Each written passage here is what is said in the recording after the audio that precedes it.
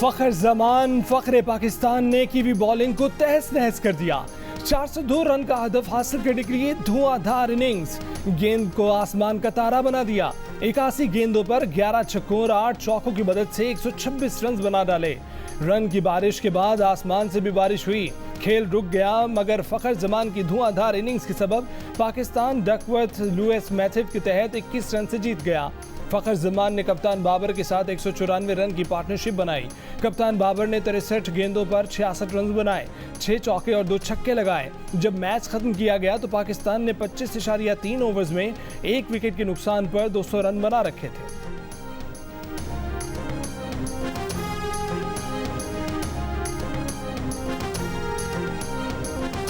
Kiwis के खिलाफ शानदार जीत के साथ ही पाकिस्तान के सेमीफाइनल की उम्मीदें भी रोशन हो गईं।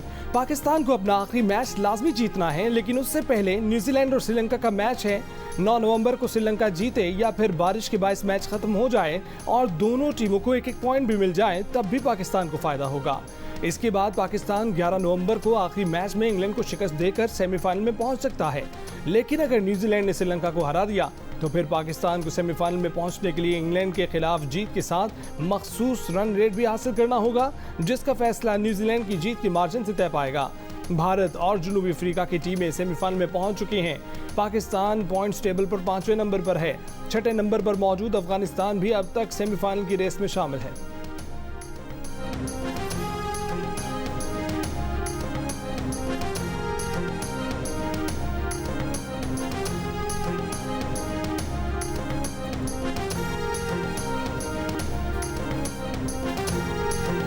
धुआंधार सेंचुरी इनिंग्स खेलने पर Fakhar Zaman player of the match करार पाए। इस इनिंग्स में 11 छक्के लगाकर फखर ने शाहिद अफरीदी का एक इनिंग्स में सबसे ज्यादा छक्के लगाने का रिकॉर्ड भी बराबर कर दिया। मैच के बाद फखर जमान ने कहा कि इतने बड़े हदफ के लिए जारहाना अंदाज में खेलना था, आज उनका लकी डे था। फखर के अहले खाना भी उनकी परफॉर्मेंस पर खुशी से निहाल। भाई ने कहा कि उसके बाद भी टीम की जीत की उम्मीद है, दुआ करेंगे। वालिद ने कहा कि अल्लाह का शुक्र अदा करते हैं कि फखर कामयाब हुआ, कौम को मायूस नहीं करेगा, पाकिस्तान को 4 चांद लगाएगा। फखर जमान के बेटे ने कहा कि पापा आप बहुत अच्छा खेले, पाकिस्तान जिंदाबाद।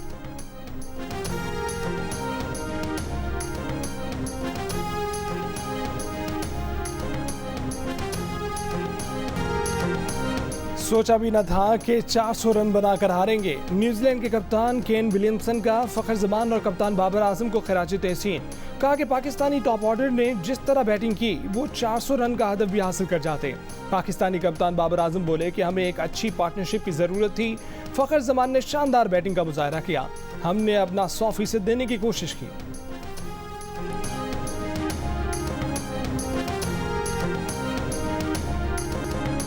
पाकिस्तानी बॉलरों ने रन्स की लूट से लगा दी। एक ही मैच में सबसे ज्यादा रन देने का रिकॉर्ड 2 बार तोड़ा। पहले हारिस रऊफ ने 85 रन देकर हसन अली का 2019 का रिकॉर्ड तोड़ा। कुछ देर में ही हारिस रऊफ का रिकॉर्ड टूटकर शाहीन आफरीदी की झोली में आन गिरा। 10 ओवर्स में 90 रन देकर वर्ल्ड कप की तारीख में पाकिस्तान के महंगे तरीन बॉलर बन गए। कोई विकेट भी न मिली। हसन अली को 82 रन की मार पड़ी। न्यूजीलैंड ने 402 रन का हदफ देकर वर्ल्ड कप में पाकिस्तान के खिलाफ किसी भी टीम का सबसे बड़ा स्कोर बना दिया। कीवी बैटर्स का लाठी चार्ज, 46 चौके और 8 छक्के लगाए। ओपनर रचन रविंद्र की टूर्नामेंट में 30वीं सेंचुरी। विलियमसन नर्वस 19 का शिकार हो गए। 79 गेंदों पर 2 छक्कों और 10 चौकों की मदद से 95 रन बनाए।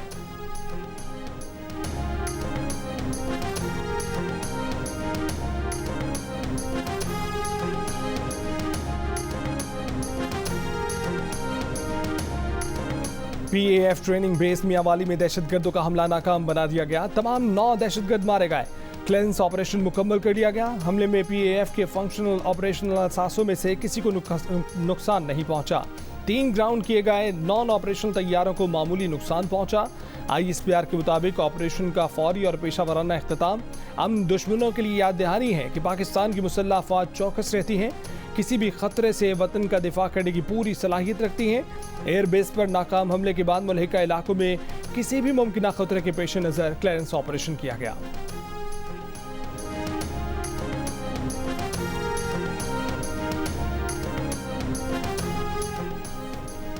निगरान वज़ीर आज़म अनवारुल हक काकड़ का मियांवाली में दहशतगर्द हमला नाकाम बनाने पर सिक्योरिटी फोर्सेस को खिराज तहसीन। कहा कि पाक फजाइया ने एक बार फिर अपनी सलाहियतों का लोहा मनवाया। हमारी सलामती को नुकसान पहुंचाने वाली किसी भी कोशिश का डट कर मुकाबला किया जाएगा। नून लीग के सदर शहबाज शरीफ ने कहा कि सिक्योरिटी फोर्सेज बहादुरी से दहशतगर्दों के मजमूम मज़ाइम नाकाम बना रही हैं। अफसर और जवान दहशतगर्दी के खात्मे के लिए अजीम कुर्बानियां दे रहे हैं।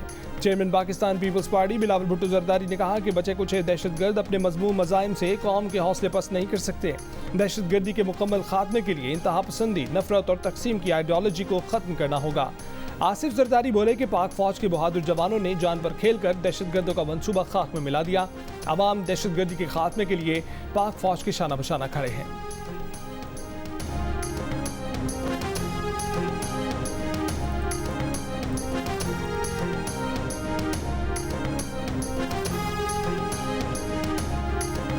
साबिक वफाकी वजीर फवाद चौधरी एक बार फिर गिरफ्तार कर लिए गए। एहलिया हिबा फवाद ने जियो न्यूज़ को बताया कि फवाद चौधरी को इस्लामाबाद में घर से गिरफ्तार किया गया।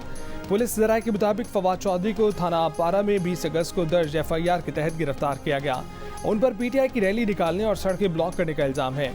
फवाद चौधरी ने गिरफ्तारी से 1 घंटा पहले इसहाक डार को नून लीग के इलेक्शन सेल का इंचार्ज बनाने पर तनकीद की थी।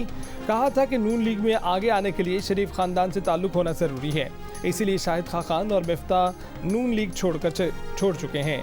सिर्फ नालायक लोग ही अब तक इस फैमिली सर्कस का हिस्सा हैं। फवाद चौधरी के भाई फैसल चौधरी ने कहा कि वो थाना पारा और कोहिसार गए थे। फवाद चौधरी वहां मौजूद नहीं, पुलिस भी कुछ बता नहीं रही।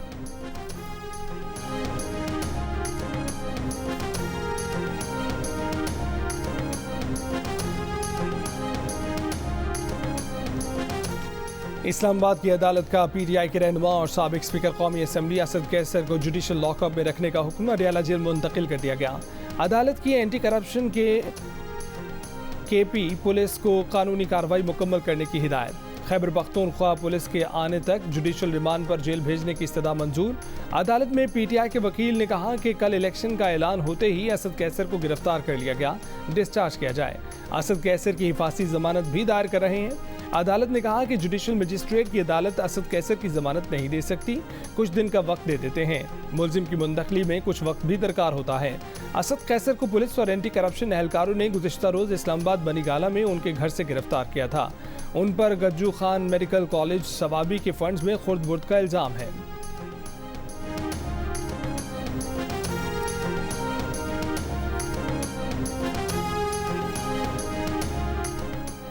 तर्जुमान PTI शोएब शाहीन ने असद कैसर की गिरफ्तारी की जिम्मेदारी परवेज़ खटक पर डाल दी।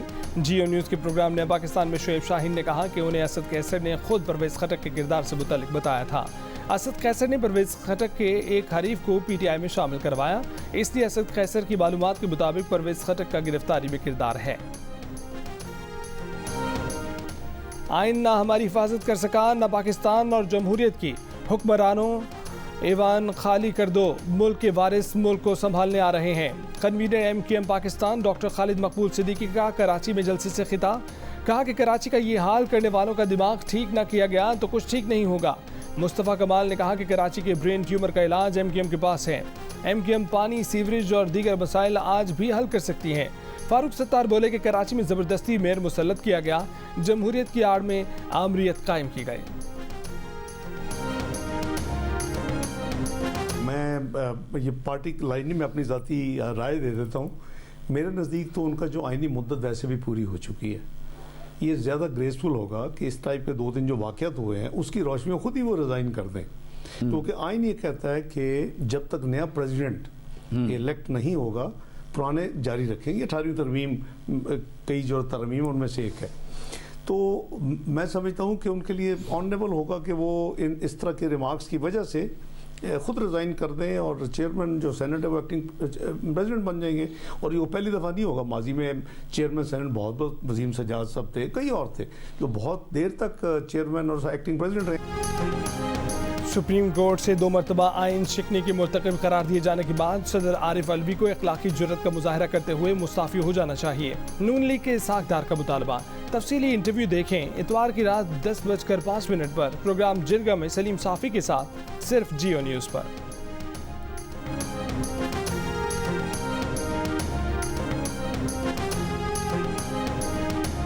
कायदे ऐवान सेनेट ऐवान में वज़ीर आज़म का नुमाइंदा होता है। नून लीग के मरकजी रहनुमा इसहाक डार किस हैसियत से कायदे ऐवान सेनेट है? पीपल्स पार्टी ने नून लीग पर फिर निगरां हुकूमत से गठजोड़ का इल्ज़ाम लगा दिया। Secretary general Peoples Party Syed Nayyar Bukhari कहते हैं कि निगरां हुकूमत और इलेक्शन कमीशन को गैर जानिबदाराना रवैया और तर्ज अमल साबित करना होगा। आज़ादाना इंतखाबात यकीनी बनाना एस्टेब्लिशमेंट, इलेक्शन कमीशन और निगरां हुकूमतों की जिम्मेदारी है।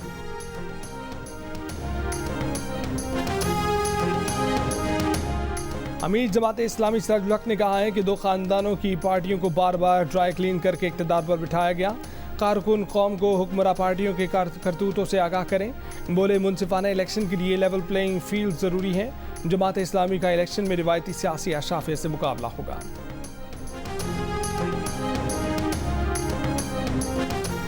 पीटीआई को कानून के तहत इंतखाबी मुहिम चलाने और जलसों की इजाज़त है। पेशावर हाई कोर्ट ने पीटीआई की दरखास्त पर तहरीरी फैसला जारी कर दिया। अदालत ने करार दिया कि किसी सियासी जमात को उसके हक से दूर नहीं किया जा सकता। निगरां हुकूमत शफाफ इलेक्शन के इनेकाद के लिए इक़दाम करे। एडवोकेट जनरल ने यकीन दहानी कराई कि ज़िला इंतज़ामिया अपनी कानूनी ड्यूटी अंजाम देगी।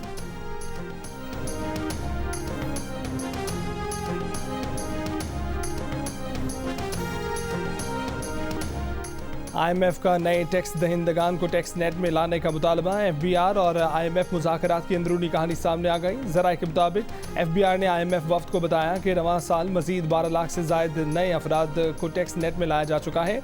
मजीद 10 लाख अफराद का डाटा हासिल कर लिया गया है जिन्हें पहले मरहले में नोटिस भिजवाए जा रहे हैं। दूसरे मरहले में उन अफराद के नाम पर रजिस्टर्ड मोबाइल फ़ोन सिम बंद की जाएगी और उनके शनाख्ती कार्ड भी ब्लॉक किए जाएंगे। FBR ने IMF को यकीन दहानी कराई कि रवां साल टैक्स वसूलियों का हदफ पूरा किया जाएगा।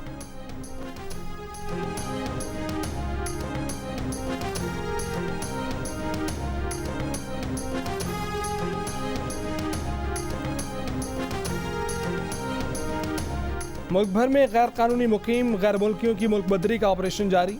खैबर पख्तूनख्वा हुकूमत की दीगर सिफारत खानों में वीज़े के लिए दरखास्तें देने वाले गैर मुल्कियों को गिरफ्तार न करने की हिदायत। दरखास्तों पर कार्रवाई के बायस गिरफ्तारी से इस्तिस्ना दे दिया।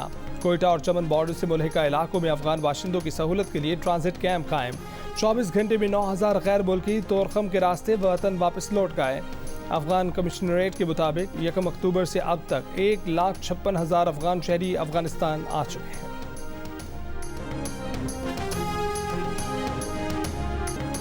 गजा में अस्पतालों के साथ साथ एम्बुलेंसें भी इसराइल के निशाने पर। अल-शफा अस्पताल से रफा क्रॉसिंग के लिए जख्मियों को लेकर निकलने वाली एम्बुलेंसों के काफिले पर इसराइली फजाइये की बमबारी।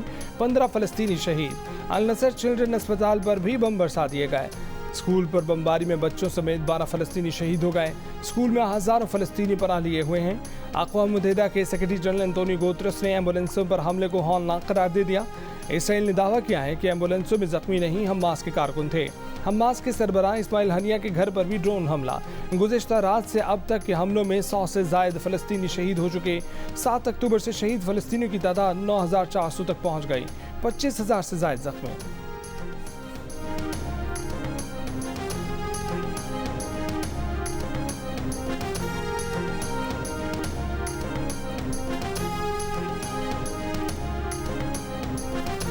इसराइल ने अमेरिका को इनकार कर दिया। इसराइली वज़ीर आज़म ने अमेरिकी वज़ीर ख़ारजा से मुलाकात में हमास की कैद में 241 शहरियों की रिहाई तक आर्जी जंगबंदी का इम्कान मुस्तरद कर दिया।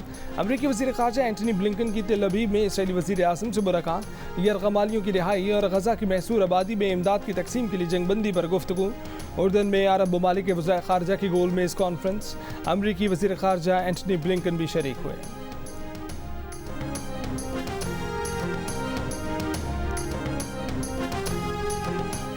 उर्दन और बहरीन के बाद तुर्की ने भी इसराइल से अपना सफ़ीर वापस बुला लिया। तुर्क सदर रजब तैयब एर्दोगान ने कहा कि तुर्की का इसराइल से सिफारती ताल्लुकात तोड़ने का इरादा नहीं है, लेकिन इसराइली वज़ीर आज़म नेतन्याहू नाकाबिल भरोसा हैं, उनसे कोई बात नहीं होगी।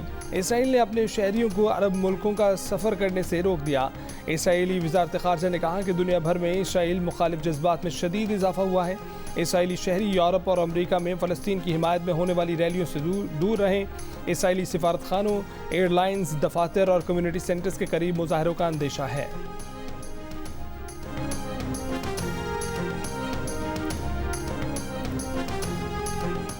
सिक्योरिटी फोर्सेस पर दहशतगर्दों के हमले के साथ सोशल मीडिया पर भी पाकिस्तान के खिलाफ मुहिम। मियांवाली बेस पर हमले के साथ ही सोशल मीडिया पर पाकिस्तान मुखालिफ पोस्टों का सैलाब उमड़ा। रॉ से जुड़े एक्स अकाउंट्स ने मियांवाली हमले से पहले ही इशारा दिया कि कुछ बड़ा होने वाला है। हमले के बाद कहा कि पाकिस्तान के नुकसान पर खुशियां मनाई जाएं। भारतीय मीडिया ने दावा किया कि मियांवाली में पाक फजाई का बहुत नुकसान हुआ, जबकि हकीकत यह है कि फोर्सेस ने दहशतगर्दों का हमला नाकाम बनाया। माहिरीन का कहना है कि सोशल मीडिया पर पेश की आने वाली पोस्ट इशारा करती हैं कि दहशतगर्दों और रॉ का गठजोड़ है। जियो न्यूज़ से बात करते हुए दिफाई तज्जियाकार सैयद मोहम्मद अली ने कहा कि सरहद के अंदर और सरहद के बाहर कौमी मुफाद के खिलाफ बात करने वालों को कैफरे किरदार तक पहुँचाया जाए। वज़ीर आज़म के नुमाइंदा खसूसी हाफिज़ ताहिर अशरफी ने कहा कि मनफी प्रोपेगेंडा करने वालों के खिलाफ कानून को हरकत में आना चाहिए। रहनुमा पीपल्स पार्टी शर्जील इनाम मेमन ने मुतालबा किया कि दहशतगर्दों के अंदरूनी सहूलतकारों को कैफरे किरदार तक पहुँचाया जाए।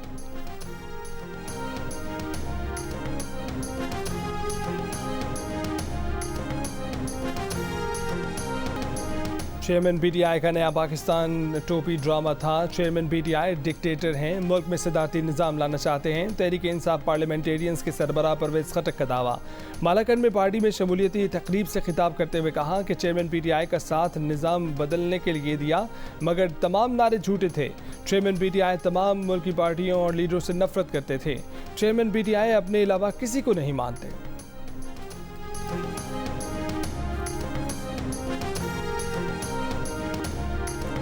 कराची के 5 अजला में मुख्तलिफ नशिस्तों पर ज़िमनी बल्दियाती इंतखाब आज होगा। वोटिंग के लिए बनाए गए 121 पोलिंग स्टेशनों में से 42 को इंतहाई हसास और 79 को हसास करार दिया गया है।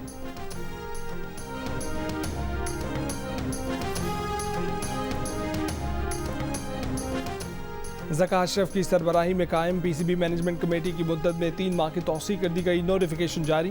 वफाकी काबीना ने बज़रिया सर्कुलेशन समरी मैनेजमेंट कमेटी की मुद्दत बढ़ाने की मंजूरी दी। समरी में पीसीबी मैनेजमेंट कमेटी के इख्तियारात महदूद होने का खसूसी हवाला दिया गया है। फ़खर ज़मान की शानदार कारकर्दगी पर chairman PCB management committee Zaka Ashraf का फ़खर ज़मान को फ़ोन। न्यूजीलैंड के खिलाफ जारहाना इनिंग्स की तारीफ की। ज़का अशरफ ने इस मौके पर फ़खर ज़मान के लिए 10 लाख रुपए इनाम का ऐलान भी किया और कहा कि कौम को आप पर फ़ख्र है।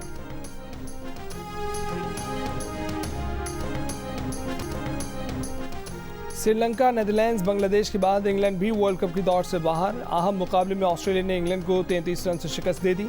287 रन के हदफ के ताक़ुब में इंग्लिश टीम 253 रन बनाकर आउट हो गई।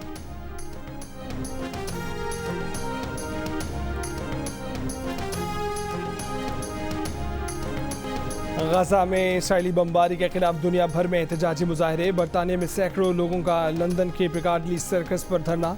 बरतानी नशियाती इदारे के दफ्तर के सामने पहुंच गए। गजा में फौरी जंगबंदी का मुतालबा किया। फ्रांस, जर्मनी, ऑस्ट्रेलिया, थाईलैंड, जनूबी कोरिया, ईरान, कतर और इराक में भी मजलूम फ़लस्तीनियों से इजहार यकजहती के लिए एहतजाजी रैलियाँ। गजा में नस्ल कुशी बंद करने का मुतालबा किया। ब्राज़ील के साहिल पर कफन में मलबूस सलामती मैयतें रखकर गजा के शहीद बच्चों को खिराज अक़ीदत पेश किया गया।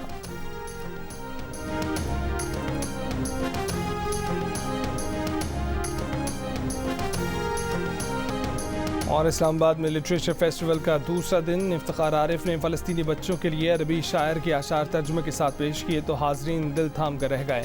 फेस्टिवल में किताबों और तराजिम की तकरीबें रुनुमाई, जोश मली आबादी और डार्क साइड ऑफ जर्नलिज्म पर सेशंस। इस्लामाबाद के शहरियों और नौजवानों की बड़ी तादाद अदबी मेले में शरीक हुई।